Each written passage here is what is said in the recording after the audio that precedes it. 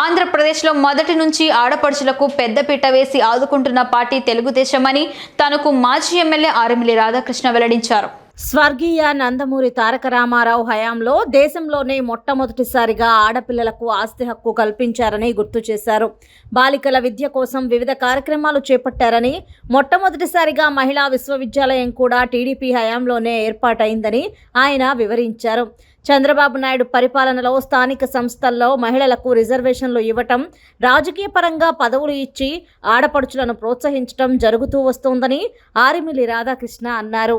కానీ 4.5 సంవత్సరాల పరిపాలనలో వైఎస్ జగన్ ప్రభుత్వం అన్ని రంగాల్లోనూ మహిళల ఉసురు పోసుకుంటోందని లెక్కలతో సహా ఆర్ఎంఎల్ఏ వెల్లడించారు.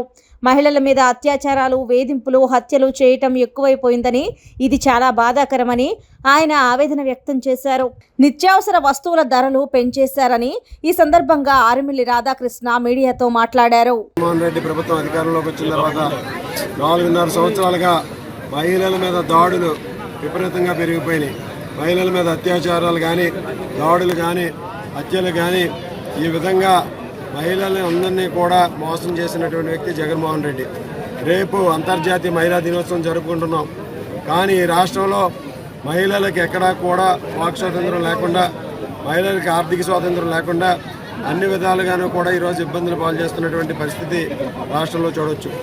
ఈరోజు మహిళలకు అన్ని విధాలుగానూ కూడా అండగా ఉండేటటువంటి ప్రభుత్వం తెలుగుదేశం ప్రభుత్వం. గతంలో చంద్రబాబు నాయుడు గారు, స్వర్గీయ నందమూరి తారక రామారావు గారి హయాంలో, చంద్రబాబు నాయుడు గారి హయాంలో ఎప్పుడూ కూడా మహిళలకి పెద్దపీట వేసినటువంటి ప్రభుత్వం తెలుగుదేశం పార్టీ ప్రభుత్వం. అదేవిధంగా తణుకు పట్టణాన్ని ఎప్పుడూ కూడా అభివృద్ధి చేసింది తెలుగుదేశం పార్టీ. తణుకు పట్టణంలో నేను శాసనసభ్యునిగా ఉన్నప్పుడు తణుకు పట్టణాన్ని మాస్టర్ ప్లాన్ రోడ్లు కానీ, రోడ్లు వైండింగ్ కానీ, సెంట్రల్ లైటింగ్ కానీ, తణుకులో ఉన్నటువంటి ఆ రోజు ఉన్నటువంటి లో వోల్టేజ్ సమస్యని పరిష్కరించే విధంగా 2 ఇండోర్ సబ్స్టేషన్ నిర్మాణం చేశాం.